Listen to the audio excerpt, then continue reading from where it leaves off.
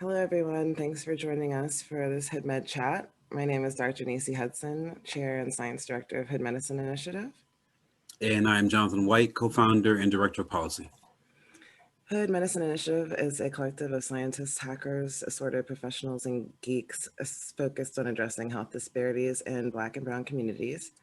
HoodMed Chats, our signature event, is an effort to bring expertise of healthcare professionals and others to those communities. Our goal is simple: help us save us. Tonight, we have another entry in our Do No Harm series, and we're going to talk about COVID treatment disparities, actually. And we are so honored to have Leslie Mack join us to talk about her experience as a COVID-19 patient. And then we have Nick Bond as well, who is a new gorilla, actually, is new to Gorilla Nation. He's a scientist at Regeneron, and he's going to talk a little bit about the COVID drug that he worked on developing. So a little bit about Leslie. She's a Brooklyn born and raised organizer, digital strategist, and anti-racism expert.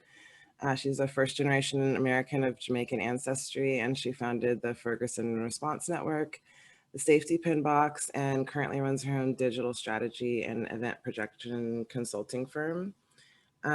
She's the communications director for the Frontline, a new initiative from the Working Families Party and the Movement for Black Lives Electoral Justice Project. And that aims to forge a Black-led multiracial coalition that can carry forward energy of the uprising, aka the largest social movement in US history in both electoral and non-electoral forms, which we are all about. Hey, y'all, I'm so happy to be here. Thanks for having me. Just excited to talk about this and continue talking with other people about it as much as possible. So I appreciate your platform. I appreciate all the work that y'all are doing, and thanks for having me. So Absolutely. And we have Nick Bone, who grew up in Michigan, attended Northern Michigan University, and performed cancer research at the Upper Michigan Brain Tumor Center as a Ronald McNair Scholar. He then studied stem cells at UCLA School of Medicine through the California Institute of Regenerative Medicine. Now he works in drug production at Regeneron Pharmaceuticals as a lead biotech production specialist. He's always seen himself as a biologist standing at the intersection of nature and science. He finds his inspiration in the natural world to help improve the lives of humans through biomedicine. He raises chickens and grows plants when not working at the science factory, and dreams of creating sustainable access to both nurturing. Am I saying that? I'm having a brain fart. We are scientists. Nutritious food and nurturing food and medicine to all demographics. I think my brain is so deserves connected. access. Yeah, it's like it's a wrap. Yeah. It's okay. It's a little long-winded, but I am so glad to be here. Thank you, guys. Oh, thank you. We are so happy to have you. Totally. So I guess first, Leslie, we read your op-ed in the Grio, and obviously it kind of showcases what we formed, the purpose of why we formed, and highlights what's going on during the pandemic and the disappointing situation many people of color face and getting treatment for COVID.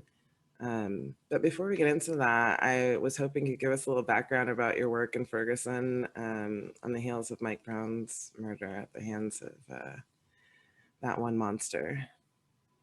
So many monsters. Yes, certainly my work with Ferguson Response Network really grew out of what I really saw from my vantage points in Philadelphia, where I was living at the time, as real issue with two things. One, the media really underreporting the support that the Ferguson protesters had around the country. So there wasn't a way to really catalog just how widespread the support for the Ferguson protesters and for Mike Brown's family was. And I just noted that really there was such a dearth of false information, and I was seeing so many protests popping up and vigils and all sorts of things. And the second was something that we are still dealing with today, which is that the press takes the police word as fact, right? They report it as like the official statement. And so one of the vigils that I helped organize, a national moment of silence, the week after Mike Brown was murdered,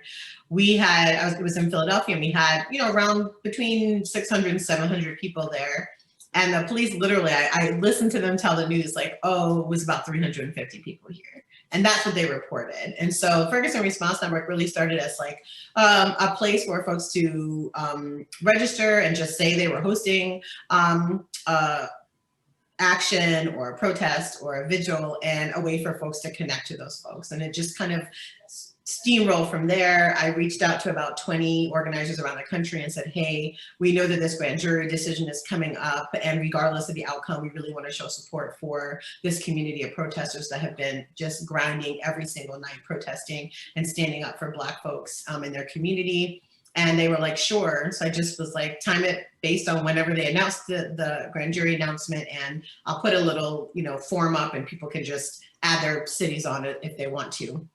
I didn't really know what to expect, but it snowballed from there, and we ended up having around 139 different cities from all across the globe and every state in the United States hosting events that one time. And so we just continued doing that and really connecting folks and showing that this was not just a moment, but a movement. And that was really the gist and kind of purpose and undergirding of that work in digital spaces. Mm.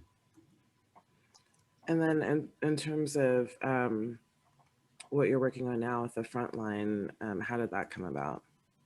Yeah, so the Frontline really was this coalition between folks that were working on electoral justice work, and really realizing that we had seen this mass amount of protests around the country last year in the wake of Breonna Taylor's murder, and you know, George Floyd and so many others, Ahmaud Arbery, and just this concept of like, what would it look like to turn some of that energy, not all of it, we're expecting everybody, but some of that energy, even 1 or 2% of that energy, into focusing on electoral justice issues, not just on the national level, but also at the local level. And so it's this huge coalition and partnership between the Working Families Party, the Movement for Black Lives, United We Dream, and the Rising Majority to really do our best to make sure that people could vote if they wanted to, that they could vote safely, and really turning voting into a celebration of the connectedness that we have with each other. And you probably saw our election defenders out at the polls with our yellow gear on throughout the voting season. And then of course we turned our attention to Georgia in December and January for the runoff as well.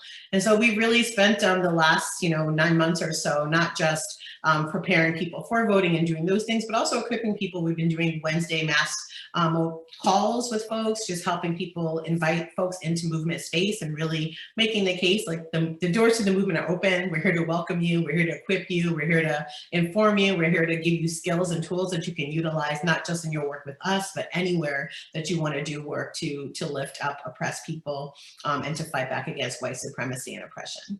Amen. Amen.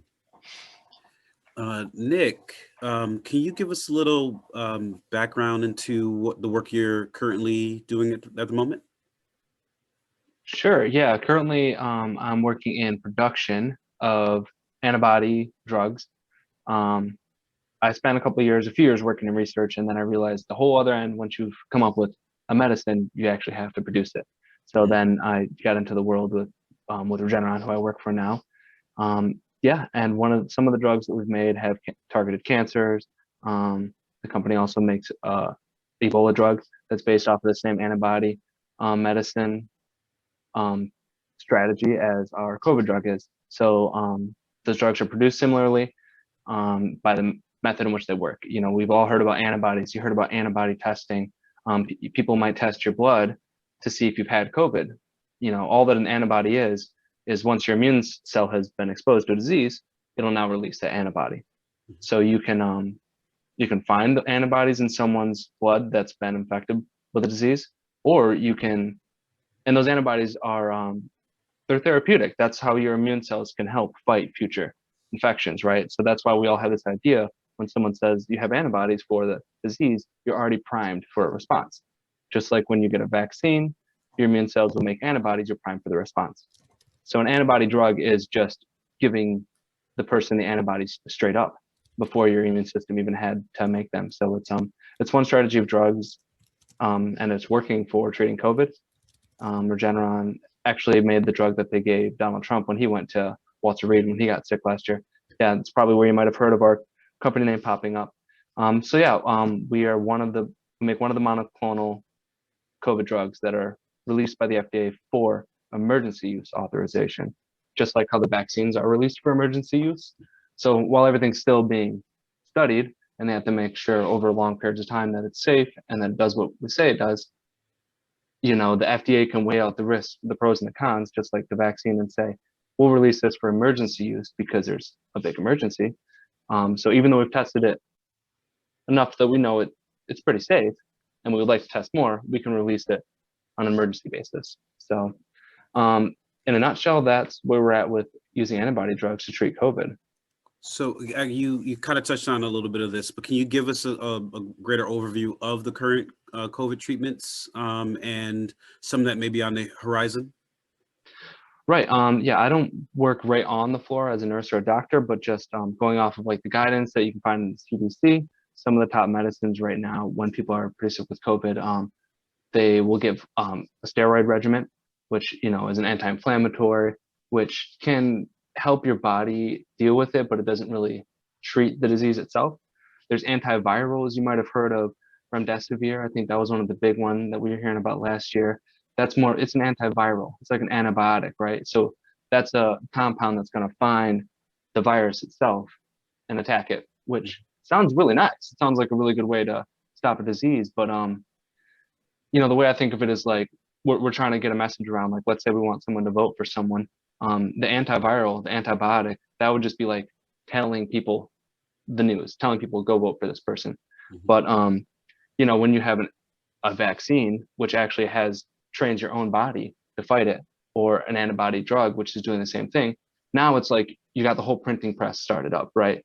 Now your body has the ability to make the antiviral itself. So the antiviral, like remdesivir, can work in a pinch, but that's why we're all getting vaccinated, hopefully, so that our bodies can make that antiviral, just so that it's more like teaching your body how to fish as opposed to giving a man a fish. So to my knowledge, those are the main classes. You got steroids, antivirals, you've got antibodies. Some people you've heard might have been treated from plasma, from other plasma donors. That's the same thing as antibodies. There's antibodies in the plasma. So it's instead of us making the antibody in a lab to give your body, now somebody that's been exposed created the antibodies, take that out, put it into someone, and that can allow their immune system to do the job for them.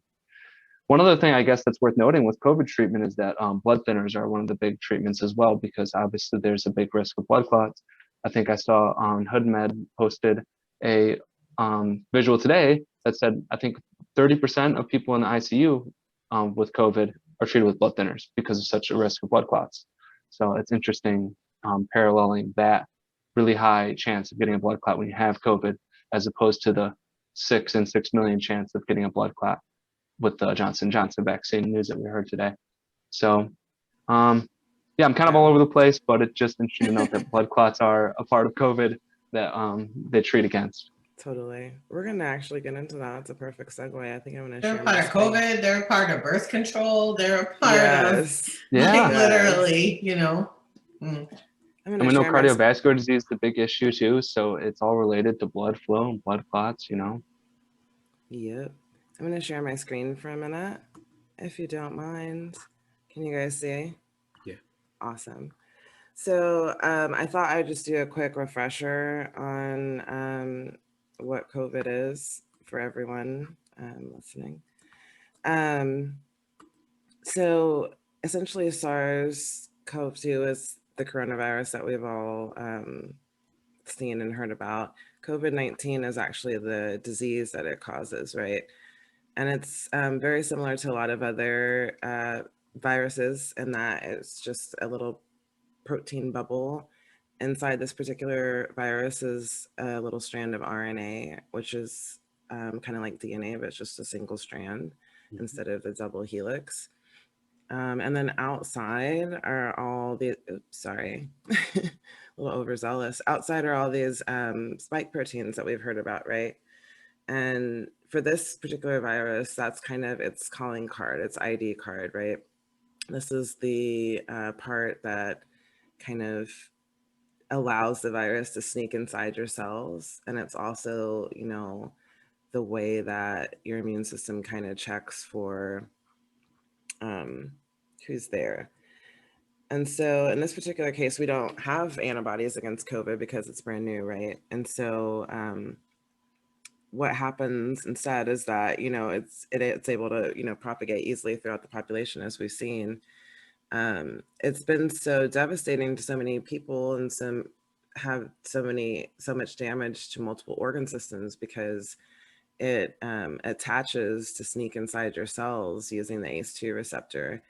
And so that spike protein and the ACE2 receptor like match up like a key in a lock, but those locks are like all over your body and almost all of your tissue systems, right? So that's why a lot of people have had, you know, multiple issues and lasting permanent organ damage.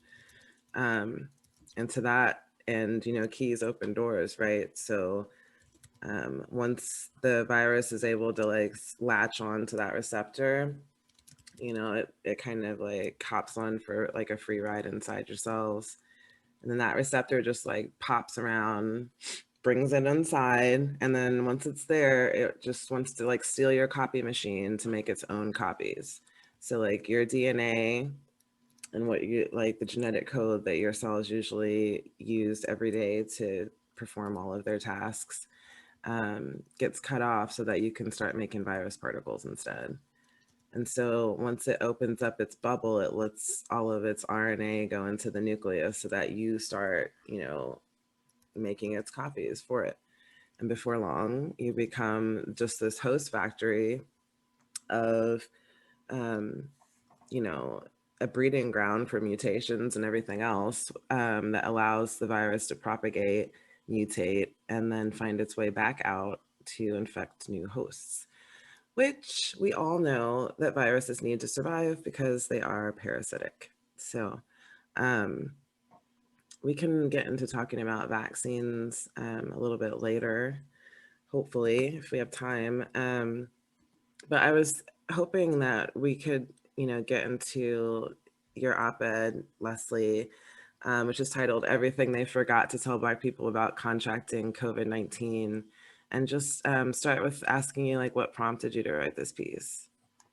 What did they forget to tell Black people? they forgot a lot. I put the forgot in quotes because I don't think it was an accident. But yeah, I decided to write the op-ed because my entire family got COVID within 4 or 5 days of each other. We were exposed through a third party that we didn't realize, and then we were potting up and all exposed. Were exposed to each other. And I realized that I was really prepared to like not get COVID, to keep COVID out of our circle, to mask up, to wash my, like all of the things around preventing COVID. But as far as like what to do once I got it, I realized I was really ill prepared. And so I decided to write the op-ed for people that were like me, that had spent the better part of 2020 and most of this year as well so far, you know, in isolation or you know, not going out, not going and doing things, and still contracted the virus, because it is pretty easy to catch even if you are careful, especially depending on what state you're in. And and so, yeah, I wanted to really talk about, you know, everything that my whole family was going through and how I was going through it as well. As an organizer, it was just really, I'm used to being informed. I'm used to knowing who to talk to. I'm used to having connections to really like figure out what's happening. And with this disease and the way that information and access has been both disseminated and kept quiet, it was really, the places I normally would go to for medical advice just weren't open, unavailable, or willing to engage with me around, you know, contracting COVID and what needed to happen. I'm specifically talking about the, you know, my primary care physician and the primary care, you know, medical apparatus such that as it exists. I'm just used to, if I'm sick, I call the doctor that, you know, cares for me on a regular basis. They have ample information and details for me, and I'm able to utilize their expertise, even if it's virtually, to get better and to get the things that I need. And I was met with just a brick wall of, we don't really deal with that. And it was such a dramatic, and I just wasn't prepared. I really wasn't prepared to hear that. I really expected, the person who has been caring for me here for, almost 5 years to, one, be really concerned about me, and two, have the things I needed and the information I needed to really get the treatment that I may need or may qualify for, and to be as informed as possible. And so the op-ed kind of came from that place of feeling lost, and then wanting to share kind of the information that I was able to get and glean in this process of trying to get myself healthy and get my family healthy as well. Why do you think there's a lack of information and resources available to Black COVID patients?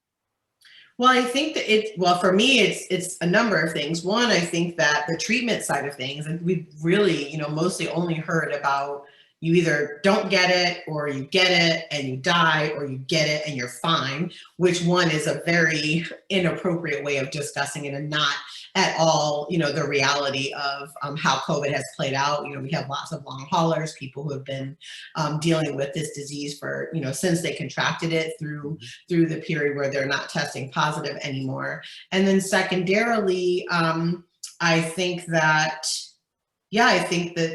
medical information is generally shielded from Black people, from people of color, from poorer populations, and kept with rich white people who have access to anything that they want to at their fingertips. And so that's where I landed on it, is just realizing that this was not a fluke, and kind of grasping at straws. I literally turned to the internet. I have a decent following on Twitter, and I was like, well, maybe there's some people out here that could, help me, or at least get me to people that would know stuff. And luckily, my followers were really great and connecting me with quite a few people who were able to literally just give me your phone number, I'll call you right now. Let me give you a rundown of all the things. And that was where I really realized the gulf between the average person's knowledge and somebody who has access to all of this information, which is when I downloaded everything and realized there is a treatment for COVID if you qualify for it. There are things that you can do after you contract COVID, and what it should look like for all of us, all the various things that we should be doing to get ourselves better quicker. And so that was really an eye-opener for me. I didn't expect anyone to know everything, but I also had no idea that there were treatments available, so widely available. And this is again one of the things my organizer kind of, thing kicked in, where I said, well, I don't want to take treatment from somebody that really needs it. I really, this was my mindset, and even having the conversation, I was like, well, I don't know. We went through a couple of questions. I was like, you definitely qualify due to, lots of things, including some health factors. But even in that moment, I still was hesitant to take a treatment, because I had this internal feeling that it wasn't meant for me. I didn't deserve it. There was somebody out there that needed it more. And that was another, kind of personal reckoning. I talk a little bit about that in the op-ed as well, of just kind of why I wasn't valuing my own health as much as I was thinking of this, mysterious other person that might need this treatment more than I did. So, yeah. That kind of makes me want to ask Nick a quick question about I know how I feel about it, but just as a scientist, I feel like one of the reasons why we started this org was that there were so many scientists and hackers and people that we knew that, wanted to use science for good, for a change. Yeah. And I guess, what does it feel like for you hearing that, knowing that you're one of these activist scientists and you're working on this drug, hoping that it's going to help people, and then that it's not being equitably distributed and people don't have access? What is that like? Right. It's just knowledge is power, and I just wish that everyone had the tools and the understanding to be able to receive the information that everyone has. Or that, I think that with the internet, there's so much information out there, and a lot of our news gets filtered And you know, a lot of people aren't reading what's being released by universities and companies and the government. Like, we're not reading them straight up. We're reading them from a news outlet or from someone that shared it. And it just makes me want to send everyone the link to, you know, PubMed, to the National Center of Biotech, you know, Institute. Like, everyone can go to that website and see the actual journal articles, you know, the actual research. You might not have access to see all of it, but you can at least see, you know, the summaries of the studies. And, you know, it seems like science, we're seeing it happen in real time, and it's like shocking everybody because people are realizing, wait, they're saying that, like, they think it's this way, but they're not saying it is that way. And then scientists were like, yeah, it's always been like that. Like, gravity's a theory, you know, like, even though we have a lot of different equations to, you know, science isn't the law. Yeah. You know, science is doing the best job it can to explain with the tools that we have right now. And I think it's shocking for everyone to see, well, if scientists say one thing and then 2 months later they get new information and they just change what they believe. And it's like, yeah, that's the power of science. That's the way it Yeah. works. Hey, right. I want to know when I'm wrong. Yeah. You know, as a scientist, I don't think every profession is like that. Yeah, totally. Yeah. Yeah. I don't even know where to begin breaking down the barriers to access. I mean, first of all, everyone has to have equitable access just to healthcare, period, even aside from a pandemic. And, you know, that's not the Yeah. case. So it's almost like 3 or 4 hurdles to take in a row. But at the very least, this pandemic is bringing it all to the light. And people know Mhm. that it's not fair who has access to information and medicine. And, you know, the knowledge is power. It's the first step. Nick, quick question about access. Earlier, you mentioned the monoclonal antibody treatment that went to a few individuals that, you know, most of us know very well, Mhm. who, you know, fit the profile of, you know, wealthy, privileged, you know, immediate access to the best type of healthcare. Yeah. What is the monoclonal antibody therapy? And is it something that's not available to the average person? Do you have to be a certain type of person to get this? Or are there other factors in play that are keeping that type of therapy away from other folks who could possibly use it? Yeah, to my understanding, it's based off of a need of the individual being very high risk. Someone that's very high risk of getting the disease would qualify for the monoclonal antibody treatment, but they are very expensive. So, I mean, I don't know the underpinnings of how they decide who financially can or can't, but I would imagine it has to, your insurance would have to pay for it. I don't know the cost of a monoclonal antibody treatment, but so if you don't have if you don't have insurance that would cover it, then just like any other treatment, then you're probably not going to be able to do it on people that can get it, unless sometimes there's a compassionate use that a company might use, where they give it away for free, but that's not something they did with the COVID drug because it was all bought up in government contracts as it is. So, you know, it's interesting. I don't really know how it all works, but I can tell you that I know people that have received our treatment, the one that we made at Regeneron, people that aren't named Donald Trump. My my next door neighbor, she's 95 years old, and you know, I'm pretty sure she's on a fixed income. You know, I think she's just retired, and her husband isn't around anymore, so maybe it's Social Security. So she got sick, and actually, well, I'm just gonna tell the story I told you, You Nisi. should. You Yeah. should. So I've been quarantining pretty hard because I'm working on this medicine the past year, and you know, the lady across the street, her son always goes to take care of her, help her out with the lawn and the snow and whatnot. And he wanted to come over and meet me, and I had moved in like 6 months prior, and I'd never met him because of the pandemic, because I'm not meeting anyone. So he comes over and he wants to meet me. So, you know, got my distance, and he's just like, yeah, I don't really understand this whole pandemic stuff because, you know, I still work at my job and I'm fine. Everyone I work with is fine. I still go party on the weekends. And, you know, the guy's probably like in his 50s or 60s. And I'm like, hey, that's fine. You know, for me, like, I'm a scientist, you know, I'm making the drug. And if I take that attitude, then who's going to make the drugs if people start getting sick that are doing it? Same thing for nurses. And I said, you know, just take care of your mom. And he's like, oh, it'll be fine. Well, then a month later, he calls me, and he's just like, second time I ever talked to the guy, he calls me and he's like, Nick, I need someone to talk to because everyone I know doesn't believe the COVID's even real. And now my mom's super sick in the hospital with it. And I'm the only one that's been going to visit her. And I know for a fact that I gave it to her. And he was just like heartbroken. And he's just like, what do I do? What do I do? And I'm just like, I don't even know what to tell you at this point, man. But yeah, fast forward about a month and I saw her back home and she was putzing around her yard, 95 years old. And I'm like, huh, she must have fought through that pretty well. Pretty amazing woman. Turns out she got the COVID drug that we made.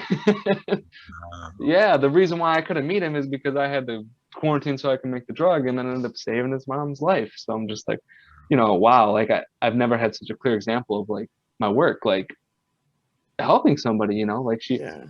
I just saw her walking out around the yard this morning. So it's like, maybe she wouldn't still be here without that drug. And I think that her son learned a lot. I feel inspired, but I think it also does give me hope that I don't really know how they determine who gets the drug, but I would imagine if she had access to it, whatever insurance she has, I don't think it's anything that's too elite, but I think that's not exactly the issue in terms of like, when we say access, I think, a lot of, I mean, even from my own experience, I'm a PhD scientist and I can talk the talk, at least in the exam room. And, I'm still disregarded in most of my medical care. Yeah, me too. Yeah. And you think about like, Yeah. Stories like Dr. Susan Moore here in Indiana, she suffered a painful death from COVID at the hands of her own colleagues who would not listen to her about what she knew about her sarcoidosis, about getting the scans that she needed for her lungs, about giving her palliative care with pain medicine, about giving her remdesivir. They didn't want to do it. She was a physician who worked with them. Like when we talk about access, that's where the bias and the disparity comes into the conversation, because even when you have the wherewithal to advocate for yourself using the very like precise language that should telegraph to your provider that you know what you're talking about, the bias is clearly still there. Because if you're disregarded when you can diagnose yourself dying in the hospital bed, it's a different problem at play. Like, don't you agree, Leslie? I definitely agree with that. And I don't even think I included this in my op-ed, but one of the things that was clear right away is my family's mostly in New York. I'm in North Carolina, and the difference between how each state even, was dealing with distribution of the antibodies treatment was starkly different. So my family that qualified in New York, they literally just went to a website, clickety-clacked, and 2 days later, or I think like a day and a half after that, they had an appointment to go and get the therapy for the folks that qualified. There's 4 of us total that qualified out of all of us that were positive at the time. And here I had to get my primary care physician's approval. They had to like send it back to a very specific place. We had to call multiple hospitals to even ask if they had it, because even though the list said they did, like one of the hospitals we called, they were like, what is that? Can you spell it? Like literally, literally said that to us. I say us because my husband was obviously helping quite a bit at this point because I was sick. And it ended up, my doctor was supposed to call me back. The first day I tested positive, then they were going to call me back later that evening. Then they were going to call the next day. They never called. My husband just went to the office and was standing there, was like, I need you to fill this form out for my wife. She just wants to go and get this treatment. She has a short window to do it in, and you're eating up the days that she has to get this treatment that will really help her avoid going to the hospital and stay healthier throughout this process. And my husband's a white dude, and he went up there, an angry white dude, and 10 minutes before he got home, I only live about 10 minutes from my doctor, I got a call saying I was approved, and here's when I could schedule my treatment. And so it was really eye-opening that my distress to everybody that I had spoken to up until that point meant nothing, but his anger in that moment clearly greased whatever wheels needed to be greased and allowed me to go and get the treatment. And so it was really eye-opening. Unfortunately, my husband, he didn't know, but he ended up testing positive maybe about a week after I did. We did quarantine here in the house. We did our best, but it is what it is. And I was just here kind of taking care of the house while he was quarantining upstairs, and I heard him on the phone. He was on speaker, and I realized we have the same primary care physician, that the doctor had called him personally when he heard that he had tested positive. Wow. The same doctor that I couldn't even get a return phone call from thought it was so important to actually himself take time out of whatever his long schedule was of seeing patients that day to call my husband and ask how he was doing and check in on him. And it was really, you know, I was so angry. I really didn't even know where to put my feelings because I thought I was hearing things. I was like, that can't be him. my doctor. It must be somebody else. And he got off the phone and I was like, was that doctor, insert name? And he was like, yeah, he called right away. And I was just sitting there, just shaking my head, you know. Yeah, it was a real, sobering moment for both of us, just to be like, wow, here we are in our house and dealing with the same illness at the same time. And we are receiving different care, even from the same providers. It was just so stark in that moment. So that's incredible. That is absolutely incredible to hear. And it's interesting you mentioned that, because I wanted to ask you whether or not you felt from your experience that our primary care physicians need to play, whether or not our primary care physicians need to play a greater role in the treatment of COVID. And from what you're saying, I'm gathering you would agree that they do need to play a more significant role. Absolutely. It's so strange to have it cleaved off from the care that we normally are receiving on a regular basis. What it does is it creates a barrier between information and access to treatment for people. And so you're now looking at additional resources that you may or may not have versus utilizing the resources that are already at your disposal. It was so bizarre to me. Again, one of the things they forget to tell you, I just didn't expect that. I really thought, okay, I'm sick. I'm going to make sure my primary care physician knows they're going to help me through this process. And it was very hands off. Here's a hotline to call. We don't really deal with that. And it was just really, I was just really surprised by it, really shocked. The incredible thing also is if you take it up to another level, right? Most of us have primary care physicians associated with our insurance and whatnot. And if folks in our communities receive care at all or quality care at all, it's usually through our primary care physicians. And if we're not getting care from our primary care physicians, there's nobody else we go to, right? And you were really persistent about getting your care. Extremely. For the people that are already avoiding that system. I didn't have to work. I had time off. I had resources to do it. I'm extremely privileged. And that's the only reason why I was able to fight, not just for myself, but also get this information for my family. And, the other thing that it does is it makes the emergency room the front line of COVID every single time someone's diagnosed, because we don't have the alternative available to us. We have been shuttled into emergency care and literally told that, well, you don't worry about it unless you can't breathe, and then go to the emergency room. I mean, that's literally what the instructions were. And I was just sitting there like, this can't be the only thing. The irony is that that's the already broken, failing model that minority communities have where they have a lack of a continuum of care. And then they end up in the ER one night because they didn't know they had a heart issue for the last 5 years. And that's essentially, and I think that, among other things, is the kind of thing that's like bringing everything in high relief, because now everybody is that treatment. You know what I mean? Like everybody has to use the ER as their primary care at this point.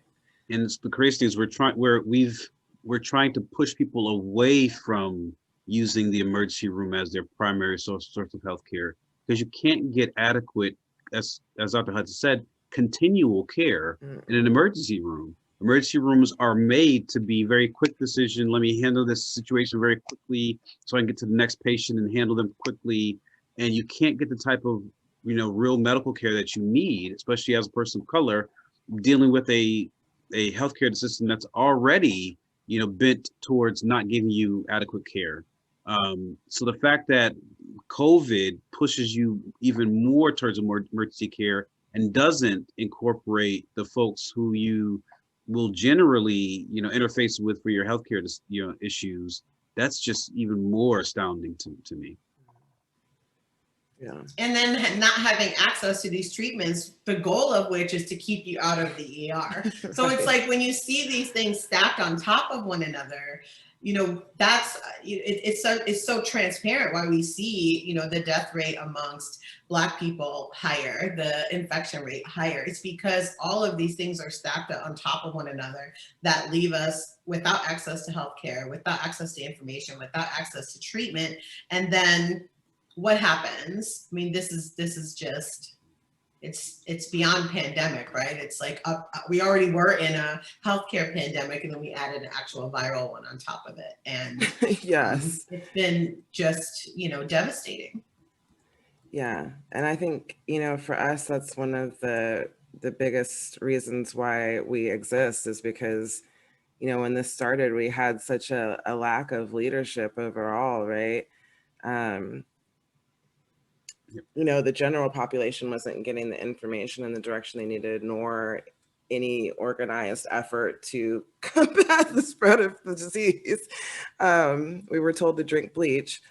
And then, we just knew that also meant that like the hood wasn't gonna be able to get that either. I mean, we like to make sure that people understand, what is different about the pandemic between what the general population is experiencing, what we're experiencing. Although the issues that we've talked about in terms of hospitalization and treatment and care are the same issues we've been dealing with for a long time. They're just exacerbated now because these people have a persistent lack of care. So that's why the cases are higher. That's why we have higher death rates. You know what I mean? And it's it's that coupled with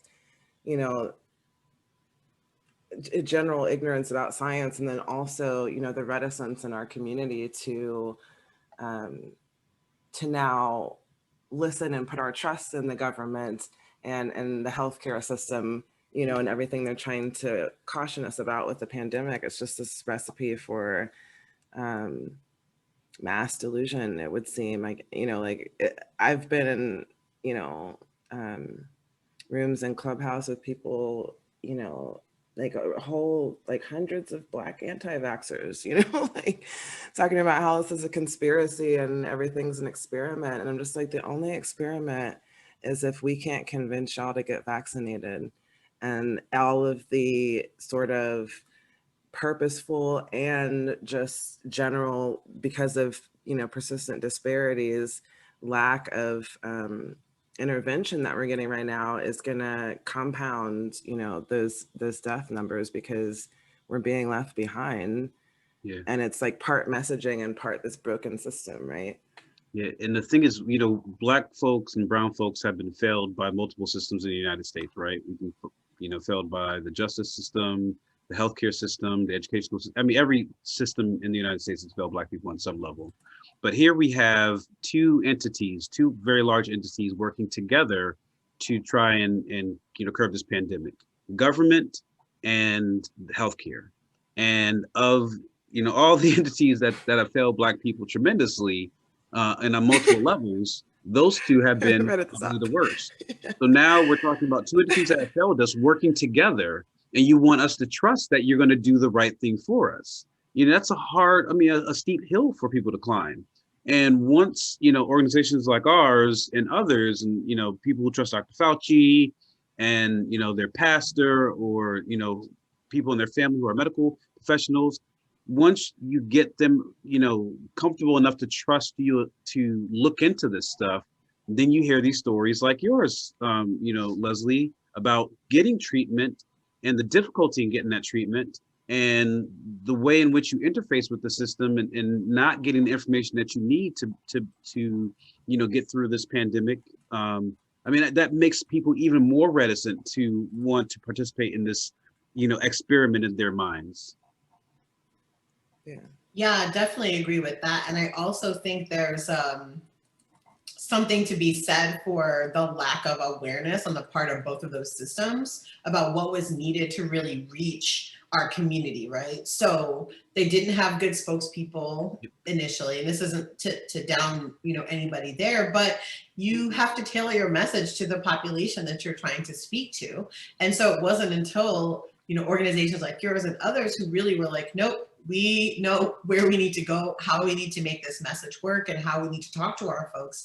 And it's been really great to see the gains. I've noticed it even just on, in social media and conversations with people, that they're like, oh yeah, my aunt wasn't going to get it, but then her pastor talked to her, or she saw a thing that had Black doctors talking about it, or she watched a video and it was Black people talking about it. And the failure there is on so many levels, the access, yes, all those things, but also when we talk about government and medicine coming together, which is they didn't tailor any of these conversations or any of this information specifically for marginalized communities. Even like getting the information about monoclonal therapies in languages other than English, that doesn't even exist now, right? So these are the types of barriers that are systemic and exist for lots of other healthcare disparities, but we're talking about a deadly virus here. And in many cases, time is of the essence. And so, yeah, it was a significant failure on a lot of different levels, but thank you for your work, for stepping in the gap and filling in the gap that was just a gulf when we first started talking and thinking about what it was going to look like. And I've been having this conversation with somebody, like there isn't going to be like an all clear whistle that's going to blow here in the United States. Like that train left the station. And if it does, it's to the tune of blow the whistle, and they're blowing it in Florida. Exactly. Literally. So the question is, how do we live with COVID in our midst? How do we keep ourselves safe? How do we ensure the safety of others? And how do we ensure access to these treatments so that we can change, these outcomes to look better and be better for people? Mm-hmm. So, Nick, I was wondering what you thought also, like, because in the whole scheme of what we're talking about, the other part of the inequity that I, am always cognizant about as a scientist is the fact that we don't recruit a lot of Black people for clinical trials either. Like I know in the beginning when they started doing trials for the drugs before they, started enrolling a lot of people, it still was a very low amount of Black people. And, MIT did this modeling study where they showed that the vaccines weren't predicted to have good coverage in Black and Asian people. And it was likely, a result of the fact that there weren't that many enrolled in the trial. And just, I guess in a general sense, like what's that challenge there, especially as we move into the future with things that are going to be more personalized medicine, specific to certain like genetic profiles? Right. I think it all probably comes down to who has access to get to which health center. And if the health centers are in the towns where they can afford to do the studies, and that's where you're going to get in the clinical trial, I could see how it's less access to people that don't live in the neighborhood where the school of medicine is. Right. And we don't have a lot of advocacy either in terms of, I don't even think Black people, like when we hear about it, we probably, I know I immediately, like when I heard about how Black people were needed for the trials, you immediately go to like Tuskegee, you immediately have that trauma response. It's hard because it's almost like a mixed message, right? And it's funny because I started to see so many articles last year that were like, Black people don't trust going to doctors. And I was like, well, who wrote that? Because it's almost like if it came from a Black voice, then it's like, okay, that's important. But if that's not coming from a Black voice, it almost sounds like you're trying to tell somebody how to feel. Mm-hmm. And there is a reason for people to be cautious, especially with what happened with Tuskegee. And there's, probably tons of other unfortunate examples. But so it's like, how do you then flip the script and show people, that's not what's happening right now, and how do people trust that when there's still so much distrust all throughout the system, people of color towards towards the government. So, and you know, I would imagine, I would hope the only way that I know how to do it is to get my little brown ass into a job doing some science and show people that, like, you know, at least I can say like, hey, these are the facts that I found, you know, and you know, hopefully that lets you know that it's real or trustworthy because it's someone from the same neighborhood, someone that looks like you, that is able to see, you know, a little bit behind the curtain, a little, you know. Yeah, I would hope totally. that it helps. I mean, I really don't know how to. I don't even exactly know how people get into trials, right? Does your doctor suggest it, or do you have to seek it out? Sometimes a little bit of both, A right? little bit of both, yeah, Yeah. depending on what it's for. Yeah, I think, you know, part of that is also, you know, the other big part of our mission, which is STEM literacy and making sure people understand. Like, I can't even, you know, I'm having a hard time with some of my own family members just because that the pull of doubt and, you know, being dubious about the vaccine and everything is so much stronger than the risk. Yeah. It's, to me, it's cognitive dissonance because it's obviously not proportional to the actual risk. Right. And it's like, it's really frustrating. And I think for us, we found it starts with literacy. People have to understand the stakes before they can like actually make a choice. Nick, the answer you gave kind of begs the larger question about pharmaceutical companies and their role in ensuring adequate access to treatments in our communities. Because I think, you know, a lot of these problems can be solved with initiative, effort, and money, right? You know, these pharmaceutical companies, if they wanted to make the effort, they could find ways to get more Black folks enrolled in these trials for these drugs. What do you think are some of the efforts that need to be done on the, you know, the part of pharmaceutical companies to ensure more adequate access to treatments in our communities? I know that's one of the things you're most passionate about. Right. Yeah. One of the things that the company I work for has done is just targeted the Hispanic community for one of their drugs that was targeting a disease that's more prevalent in the Hispanic community. Mm. So, you know, that could be one way to do it. If a company is seeing, you know, we've got a drug for this disease, it's a higher rate in this community versus that community, then get them represented. Like, you know, you just like the way that we would imagine in a perfect world that the police force would look like the people who are in the neighborhood that they're protecting. We should hope that, you know, the participants in drug trials look like the population as well, and the doctors and the scientists that are running that also should look like the population. Mm. And you know, one of the things that I've worked on in my company as far as like recruitment, you know, because I think we've all kind of come to the understanding that once you start to put a percentage on saying we need this percent of that color in each role, that kind of leads to future problems. So what we've done is just broaden who we're recruiting. Rather than recruiting to the same schools, the same private schools, let's recruit to the people that went to schools like me, you know, the cheaper state school, you know. And just understanding that like when you broadcast the industry of science and medicine to everybody equally, then you're going to get better representation. And it's the long haul. That's like the 10, 15, that's the generational investment, right? You know, that's not going to help us tomorrow, but it'll help us like next decade. Yeah, so that's just one thing that I've tried to work with, you know, because it's a touchy subject when you want to increase diversity in a certain place. You can't just say like, okay, we're only taking Mexicans now in this role. It's like that's a little too extreme, right? So the easiest way is to say, okay, where are we recruiting from? We're recruiting from only these two pockets. Let's just increase our recruiting everywhere. Now we have equal visibility for whether it's a trial or a job opening. Now we have equal visibility both in the hood, in the suburbs, and you know, everywhere else. So Leslie, what do you think from like a grassroots or level, like what would that even look like if we could start to get communities to understand the importance of clinical trials and how it helps us, because then people can make drugs that are have more probability of helping us specifically. Do you know what I mean? Yeah, I think one of the, the greatest barrier is going to be, as we talked about earlier, which is, what is our connection to our standard medical care providers? What is our relationship to those people? And do they see our care as important enough to discuss these types of things with?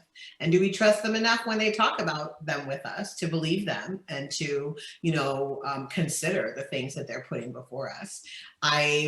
I'm searching for a new primary care physician right now because I don't trust mine anymore, right? I don't, Me after this too. experience, I don't trust them. I don't trust him with my care, with my safety, with the things that I've needed. And I hadn't had any issues with him prior to this. We had good, appointments and, everything had been fine.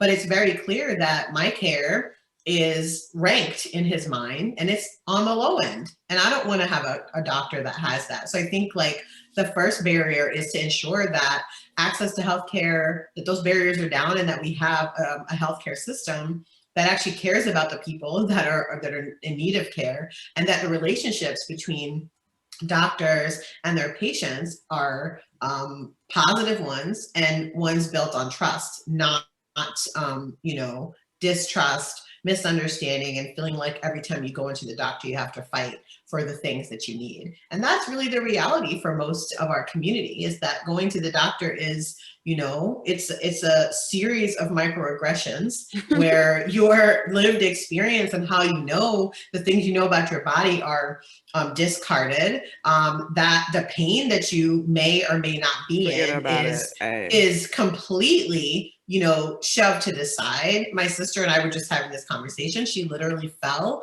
broke two bones in her arm. They gave her Motrin. I'm not joking with you. Put a cast on her and gave her Motrin and sent her you home. Don't have to tell me. And I was on the phone with her. I'm like, oh my gosh, you must be in so much pain. She's like, yeah, it's really bad.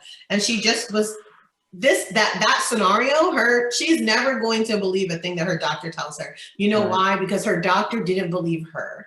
And so that's the undergirding that I think needs to happen. Yes, we can, bring amazing folks like you into our communities. We can ensure that our churches are well informed. But ultimately, this will come. The way to break through this is to ensure that there are good relationships between healthcare providers and patients, that they can trust each other to the point to say, okay, this is experimental, but I trust you with my care, and I trust that you care about me. And so I'm going to say yes. And I think that's the biggest hurdle. And there's so many things that have to, change for that to be the case. Totally.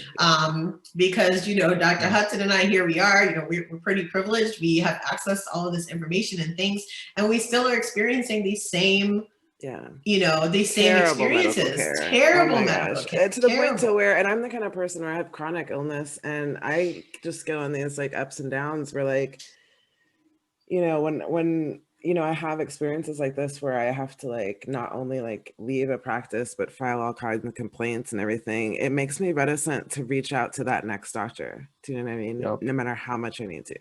Yep. It's frustrating. It's absolutely insane what you all have had to deal with. I've been blessed enough not to have that experience, but it's one of the things that I think we don't understand in our community is that it's okay to fire your medical professional. It is beyond okay. You have to understand that your care is and the treatment you receive is of the utmost importance. And as you said, Leslie, if you can't trust your medical provider, then you're less likely to get the care you need to receive, or to trust the care that you're getting. And that puts you and your health in a very dangerous situation. I think for a lot of people, instead of firing our medical professionals, we just end up not seeking medical treatment. And early on in this process, Dr. Hudson can attest to this. We're talking to ad agencies and talking to professionals who are trying to market the issues to Black folks, and their thought process is, let's tell them to trust the doctors. And we're like, no, because we understand that every Black person has a story of a family member who went into a hospital for something that they thought was minor, and either didn't come out or came out in worse shape than they were in beforehand. Yeah. And we keep that in the back of our minds when we're thinking about treatment for ourselves. So why am I going to go to the doctor if I have this, this small pain in my lower back? I'll just take some Motrin, or some Robitussin, and go away, Yeah. So I think it's really important that we let people know that it's okay to say, I don't like my medical professional. He or she is not treating me the way I need to be treated. And it's time for me to find somebody who will treat me in the way I need to be treated. And oftentimes, particularly if you're Black or brown, that means trying to find a Black or brown medical professional who understands the reticence that you're going to deal with, the hesitancy that you're going to have in seeking medical treatment, and the historical and cultural relevant things that affect your care. Mhm. Yeah, and that's one of the ways that we try to, be the bridge. We have a lot of programs that we're trying to, put in place now to have ground ops for people now to like help with vaccination efforts, but hopefully in the future to sort of convert that to like pop-up clinics and like mobile units to kind of help with that access piece, because we're just like, if they can do Doctors Without Borders in like Right. war-torn areas, I've got one for them. You know what I mean? Like we Yeah. need to have a Doctors with Borders in the hood.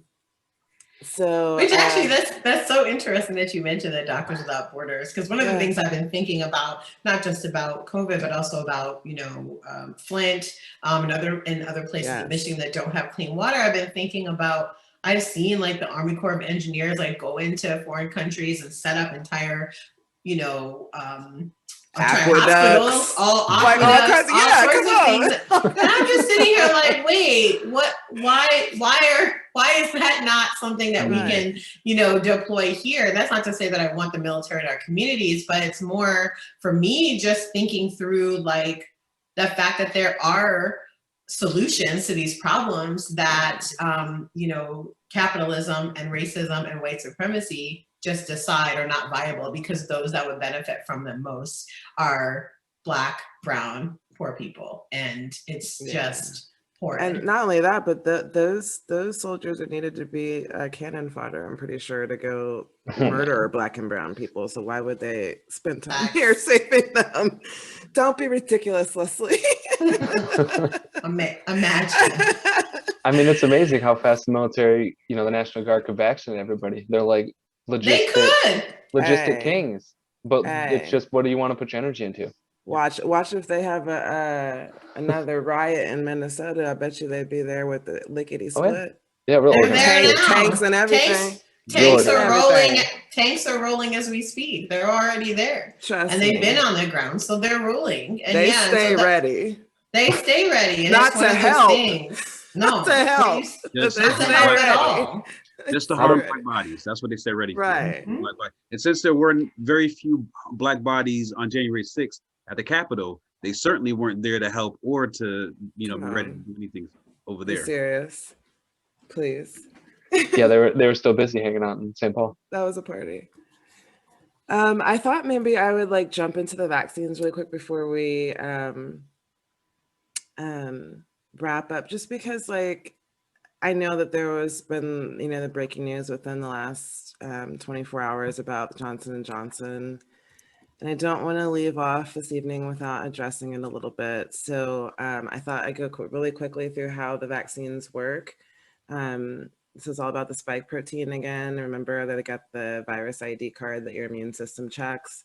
And that is the basis itself for the vaccines in this particular case. When you are infected with any pathogen, your immune system does a security check. In this case, it's a spike protein that's important. And then, your body makes matching antibodies that stick to the spike protein, right? And then the setup is that all these antibodies go and tag the virus, and then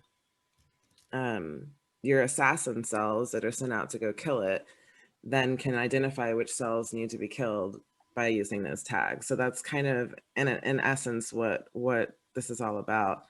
And so since none of us have had any previous exposure to COVID as a species. It just started infecting humans. We don't have any immunity. So the vaccine is the only other way for us to get immunity without, being infected. So I thought really quickly, I'd just like tell you a little bit about the different kinds of vaccines, and then I can update you really quickly on the J&J announcement. So this is all about cheat codes, right? With the mRNA vaccines, we're talking about Pfizer, Moderna. This is about downloading the genetic code for this little spike protein to your cells so that you can then make those matching antibodies that you would have made if you got sick with COVID. This prevents you from having to get this immunity by getting sick. You can get it with just a simple injection in your arm instead and avoid lasting permanent organ damage. Now, there's also these viral vector vaccines, which is the Johnson & Johnson AstraZeneca vaccine. And in this case, this is like a Trojan horse instead. So there's like another like engineered virus, it's harmless, that you use to kind of like sneak those cheat codes inside of your cells. And then you start to produce that spike protein again to make the matching antibodies. So it's the same mechanism, but it just has an extra packaging that gets it inside of your cells.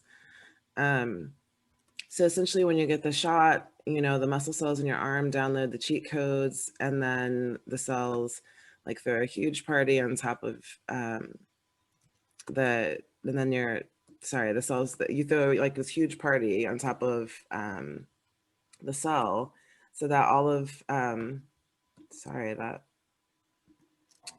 just got stuck. So that all of your immune cells can then come to the party, figure out what COVID is, get all the information on the cheat codes, and the next time you get infected, you're able to mount an immediate, robust immune response, not unlike the one we would hope for with the National Guard or the military, but in this case, a little army of immune cells. So currently what we have as far as approved vaccines, AstraZeneca is not approved in the US, but we have a wide audience, so I thought I would include that here. But essentially, they're all the two mRNA vaccines are really effective. Again, that has to do with that technology of like the downloading the cheat codes. The Johnson & Johnson vaccine, I guess, is what I wanted to get into a little bit because both the viral vector vaccines, AstraZeneca and Johnson & Johnson, both had these halts due to blood clots. Now AstraZeneca in Australia and I think in Canada, they've paused administering that. I don't know if they've decided in the EU yet. And so today we learned that the US, the FDA, and the CDC has decided to pause Johnson & Johnson federally, and they're urging all of the states to do the same. Do not ask me why the whole entire program is not administered federally. I don't know.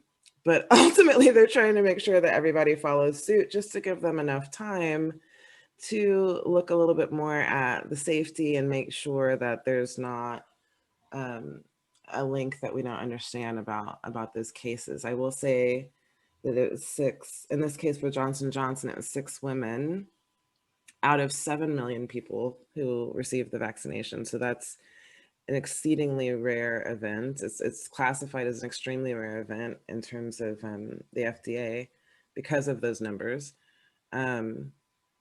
But because they're women and because estrogen as the hormone plays a role in the immune response, there may be something there with the hormones. And so I thought we definitely wanted to address it here. In general, it was approved. It is safe as far as what those measures have already been approved.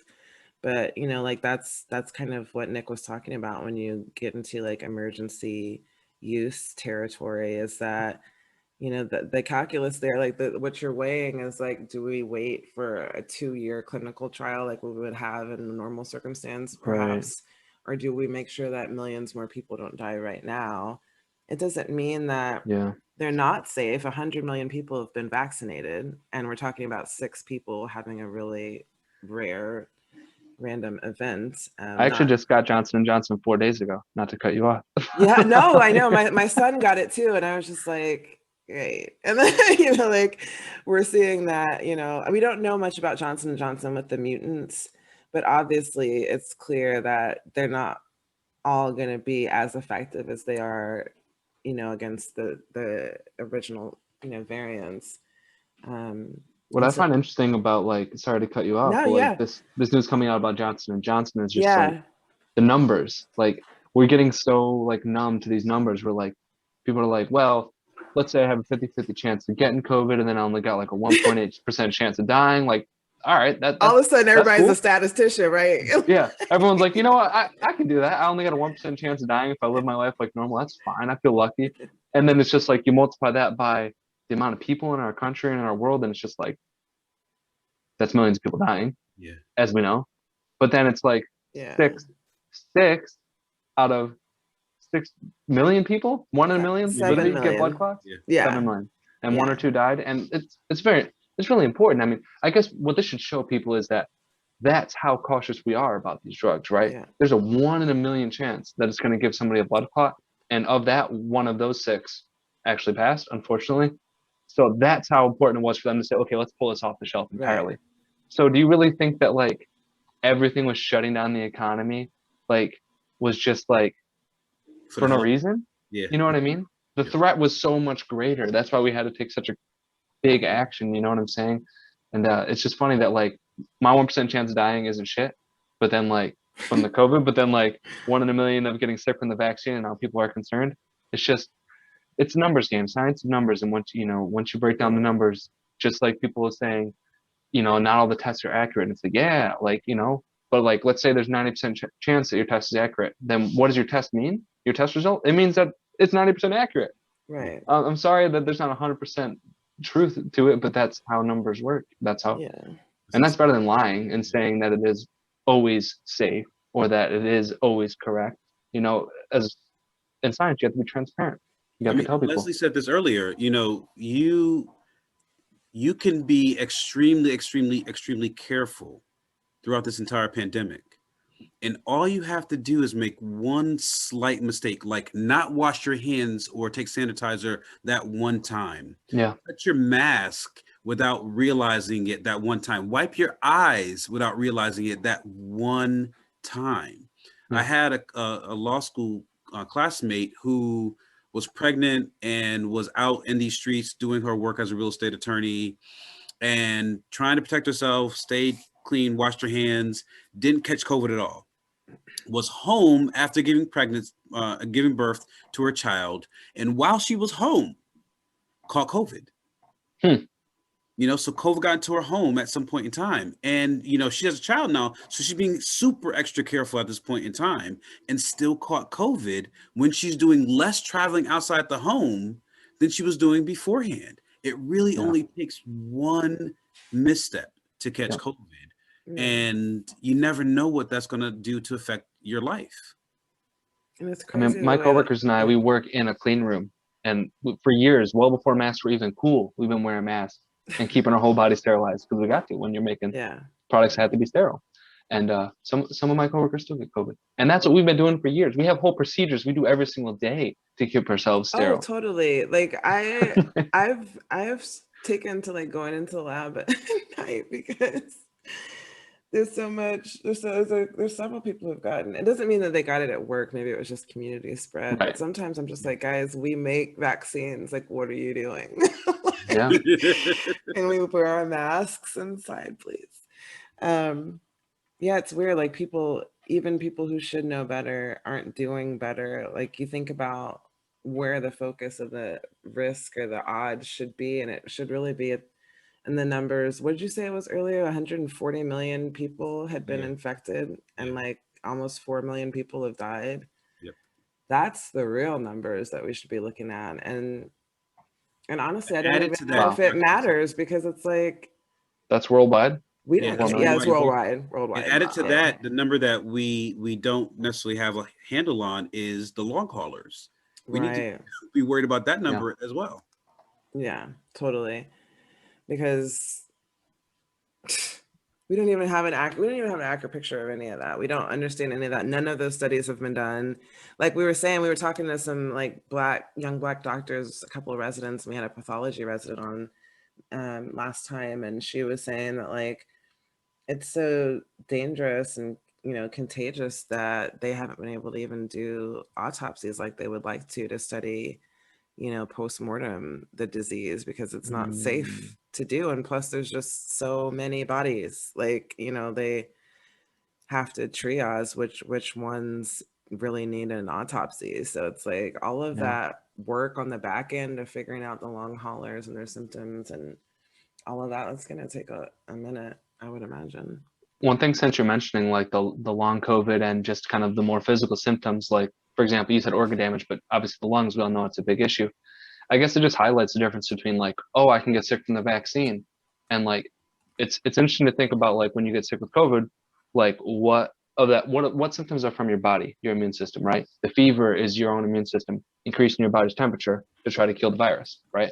And that's why when you get a vaccine, you still feel the fever, but you don't get the cough because you didn't get the virus in you. When you get the virus in you, you get the fever and you get the cough, right? So I think that's like what people say, like, well, I'm going to get sick from the vaccine anyway. And it's like, you're not going to get sick. You're going to get the immune response. You might get the fever. You might get the soreness of the injection. You're not going to get the lung damage. You don't actually have the virus, taking over your whole nasal and respiratory passages. So I think that's one thing to highlight when people are feeling hesitant towards getting the vaccine. Not only are you protecting yourself and your community, but if you're going to be feeling like sore for a day, at least you're not going to have this long-lasting dry cough with who knows what chronic symptoms could happen. I mean, to me, it's an easy choice, right? You're making like the lesser of two evils, and the one evil of just getting straight up COVID is like statistically way more dangerous, both now and in the long term, than just a vaccine. Like it's easy from my viewpoint because I make that kind of stuff so I can see like the care and the precision that goes into making sure that the drugs are safe.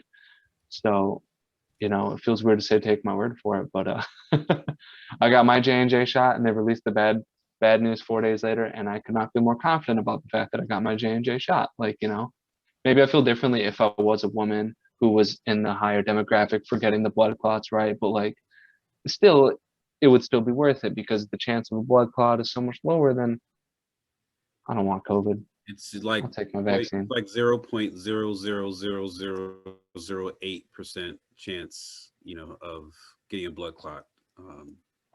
And there were people saying, well, there's only a 0.001% chance of me dying from COVID, and that's fine. And that number is like, there's a lot of zeros in between the differences. Yes. Yes. Nick, we had a question from our audience that I'm hoping you might be able to handle. Yeah. Denise is asking, do you have to wait 3 months if you receive the monoclonal antibody treatment before you get the vaccine, or is that just by choice? I really don't know, actually. I haven't heard of that, but I would just say that it would make sense that you might not need the vaccine.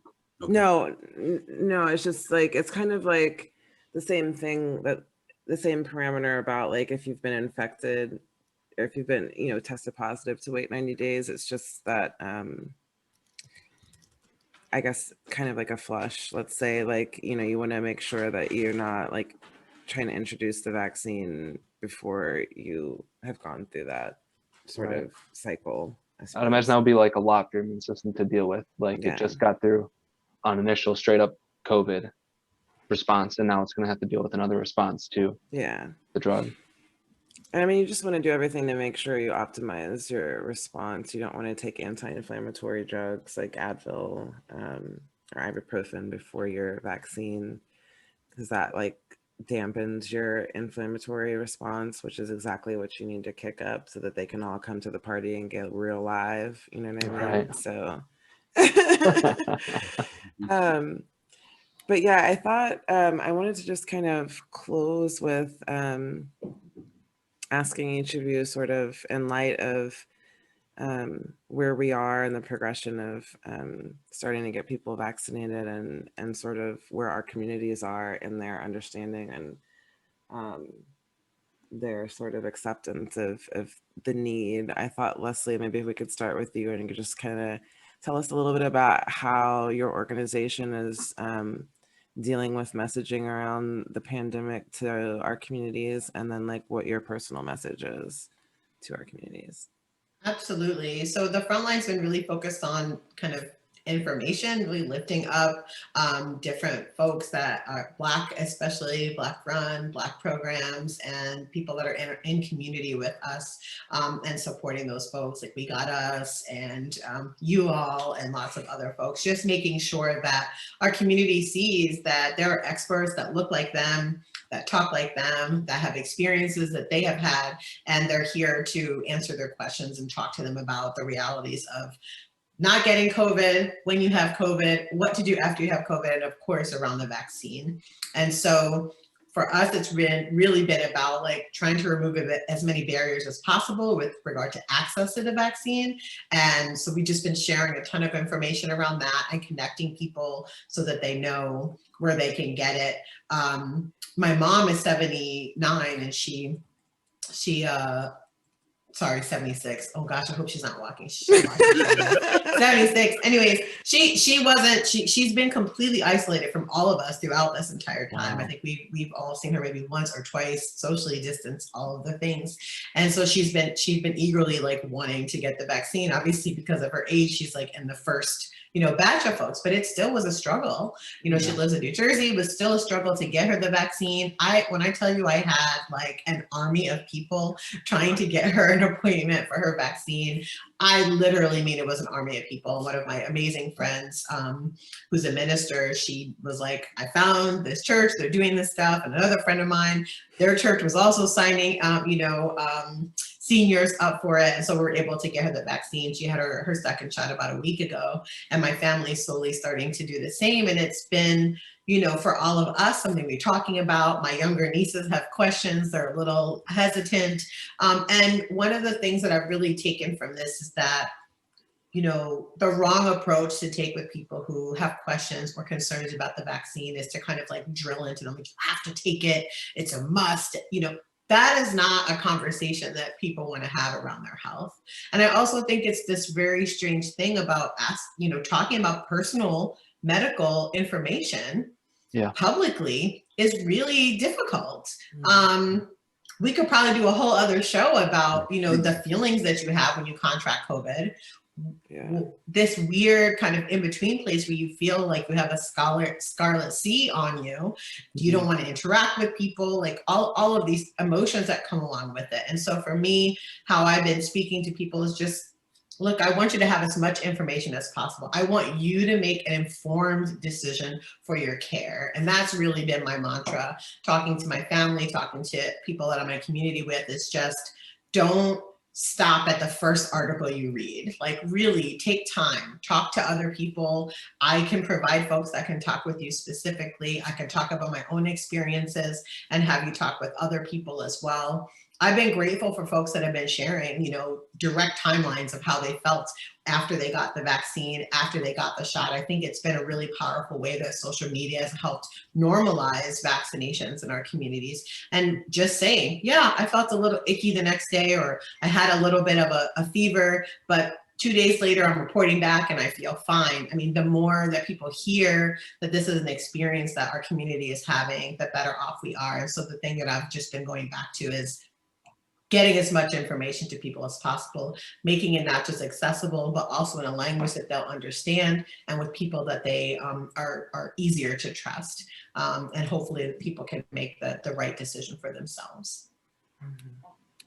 Nick, do you have any closing thoughts for our audience? Yeah, I mean, like, it's funny being like that I've dedicated my life to doing stuff like this for almost a decade now. And it's just like, okay, wow, now all of a sudden it's really important. So it's just funny because it's like we all feel like the timeline kind of like shifted once COVID hit. So it's crazy how all of a sudden my job became like a lot more important than it felt like it used to be, even though I was always making drugs and always felt important. But I guess really what I'm trying to get to is I really felt like I'm in a position since the pandemic started where I need to lead by example. Like, I work in New York, all my family lives in the Midwest. Haven't seen them since last February. Yeah. My baby nephew was born last July. I haven't met him yet. And it sucks, but you know, it's easy for me to make an example and say like, hey, if I go and get sick, then like who's gonna make the drugs, right? But so really it's just been like lead by example, you know? It's we're not going through this alone. You know, I'm in with the technology, I'm in contact with so many people, people that I grew up with that I haven't talked to in the past 5 years because we used to be so busy going to barbecues and going out, you know, to restaurants and stuff. And now it's like, okay, we're all at home. So it's like I'm connecting with people and then just, I know that what I do at work is helping, you know, but I want to do more. So that's where it's like really like Facebook, social media, that's like the platform for me to just spread the information and say, like, hey, this is the link for the National Center of Biotechnology Information. This is where you get research articles and saying like, hey, this that you saw here, that was bullshit. This is what the scientists actually believe. And just putting that out there, I think is really helpful. And just, you know, telling people like, it's not easy, but we're all in it together. Like, you know, and it's like, it's kind of funny when I tell people like, yeah, I haven't left the house. They start to say, oh, you know, well, like I did, but it was just do that thing, just do that thing. And it's like, I'm not going to sit here and try to judge you. I'm just saying it's just like, you know, I've made some mistakes too, but like we can all be better and do more to help the community, you know? So yeah, I don't know. It's a bit of a broad answer, but it's just leading by example, I guess what it comes down to, and doing the right thing and, you know, helping people understand. People are like, how come they said that we didn't have to wear a mask at first? And then all of a sudden they said they were important. Well, it's like, you know what? We always needed to have a mask. It's just that we were worried about supply issues. And unfortunately, it's not the best way that they went about it, but like, at least I can try to elucidate some of that for people that might not have known in the background, like what was going on with those decisions, right? Yeah. Yeah, I think that's the best thing we can do is share as much information as possible and be a trusted source for the folks in our circles and those, you know, connected to those circles. So I want to thank you thank you, Leslie Mack, and thank you, Nick Bone, for being with us today and course. joining us for this HoodMed chat. Thank everybody for tuning in to this important discussion today. At Hood Medicine, we want to bring you trusted individuals to provide you with facts and information to allow you to make the decisions necessary to keep you and your family safe. And through that, our community safe as well.